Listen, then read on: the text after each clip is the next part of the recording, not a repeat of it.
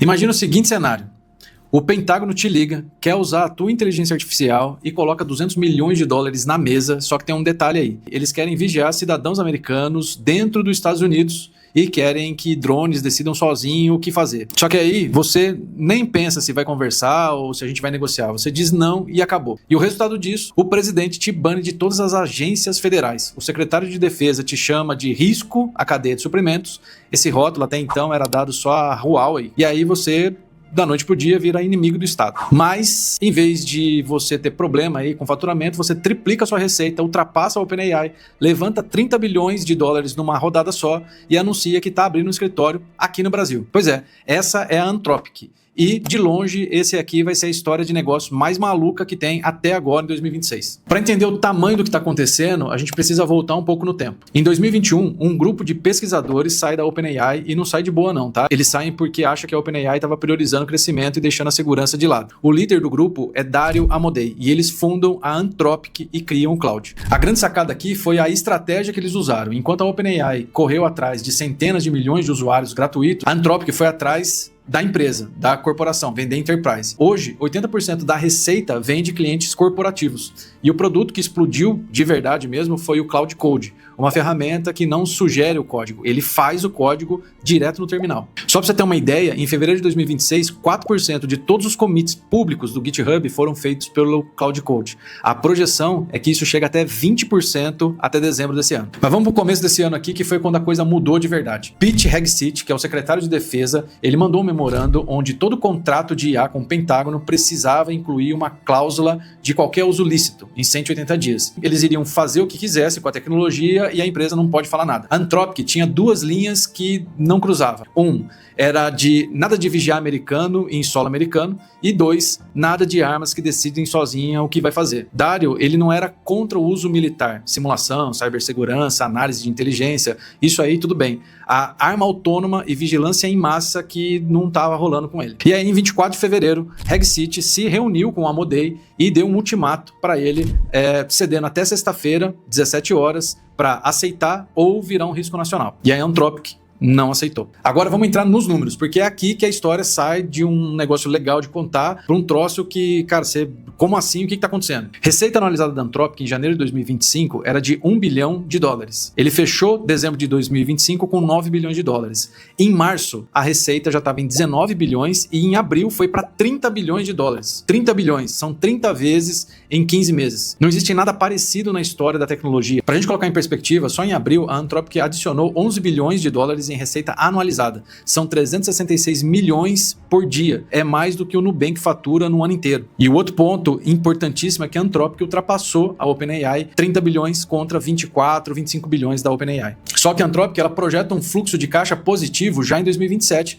enquanto a OpenAI empurrou o break-even lá para 2030. Isso quer dizer que é a mesma corrida, é o mesmo business, mesmo segmento, só que com custos radicalmente diferentes. A série G, em fevereiro de 2026, levantou 30 bilhões de dólares numa única rodada, segunda maior da história do Venture Capital. O valuation em 380 bilhões de dólares, isso é mais do que Coca-Cola, AMD, Palantir e Home Depot. Clientes corporativos gastando mais de 1 milhão por ano e em fevereiro eram 500 e agora em abril são mais de 1.000. Dobrou em 2 meses. Agora vem a parte da história que começa a ficar meio cinematográfica. No dia 27 de fevereiro, Trump bane a Anthropic e horas depois a OpenAI anuncia que fechou com o Pentágono. E aí a internet veio abaixo. No dia 28 de fevereiro nasceu o Quit GPT e as instalações do ChatGPT nos Estados Unidos foram de quase 300%. Reviews de 1 estrela na App Store explodem para 700%. 2,5 milhões de pessoas entraram nesse boicote e 1,5 milhão de assinantes pagos cancelam na primeira semana. São 30 milhões de receita mensal que evaporou. E o Cloud sai da posição 131 e vai direto para o primeiro lugar da App Store americana.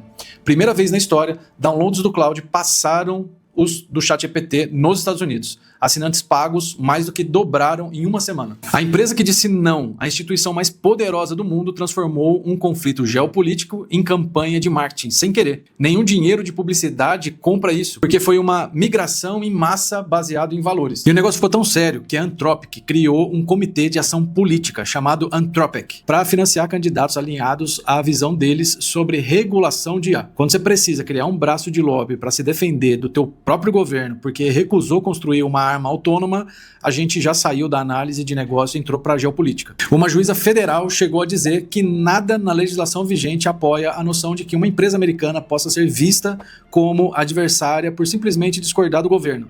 Mas o Tribunal de Apelação, em abril, manteve a classificação de risco. E a guerra continua. 8 de abril de 2026, a Bloomberg Linea publicou: a Anthropic, dona da cloud, começa a montar uma estrutura no Brasil. E não é teaser não, já tem gente contratada, a operação está focada em enterprise e o escritório em São Paulo. Agora, por que no Brasil e por que só agora? Bom, primeiro ponto, o Brasil é o terceiro maior mercado do cloud no mundo, atrás dos Estados Unidos e da Índia. Não é um mercadinho secundário não, é um pilar de base global. Ponto 2 é o timing. A Anthropic está na maior fase de expansão da história.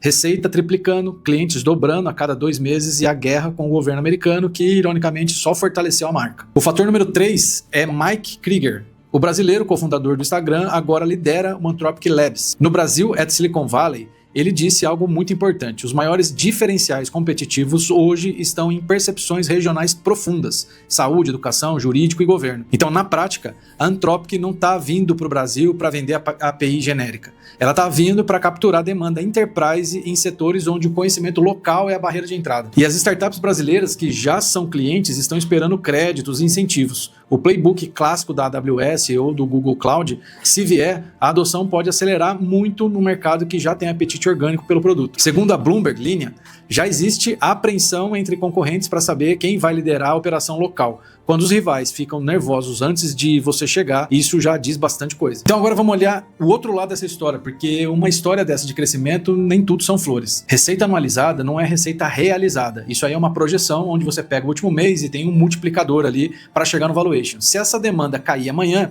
o número simplesmente evapora. A margem é o elefante branco na sala que a gente precisa analisar. Receita a 40% de margem bruta é uma coisa e receita a 77% são negócios completamente diferentes. A Anthropic precisa de uma das expansões de margem mais agressivas já embutidas numa avaliação de tech para justificar esses 380 bilhões de dólares de valuation. Se ela não escalar, crescimento de receita vira queima de caixa com uma maquiagem bonita. Infraestrutura pesada. Fecharam um acordo com a Google e a Broadcom para 3,5 gigawatts de capacidade a partir de 2027, mas a Broadcom deixou claro que depende do sucesso comercial contínuo. Se o crescimento desacelerar, o contrato de infra vira custo fixo monstruoso. E o Pentágono não esqueceu. O Tribunal de Apelação manteve a classificação de risco. Qualquer fornecedor militar que queira trabalhar com a Anthropic precisa de autorização prévia. Isso vai muito além dos 200 milhões lá e afeta o ecossistema inteiro de defesa. Dito isso, os números não mentem. Crescimento sem precedentes, migração orgânica, base enterprise diversificada e a decisão de recusar armas autônomas virou na prática o maior diferencial de marca da história recente da tecnologia.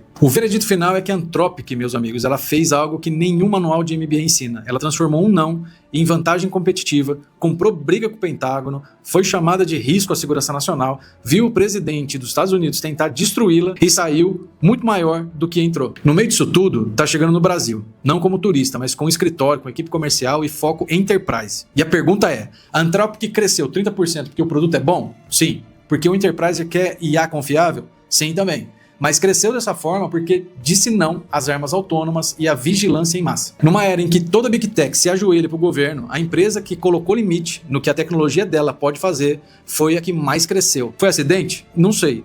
Ela pode ter sido um acidente, mas também pode ter sido o começo de uma lógica nova em que o consumidor vota com dinheiro, não pelo mais barato, mas pelo que tem princípio. Se for isso realmente, o jogo mudou. E quem não entender isso, vai ficar olhando o placar do lado de fora. E aí, você achou que esse crescimento da Anthropic foi realmente por conta dos princípios ou porque simplesmente a ferramenta é muito foda? Coloca aqui nos comentários, eu quero saber a tua opinião. Se você gostou, se inscreva no canal, clica, compartilha e espero você pro próximo vídeo.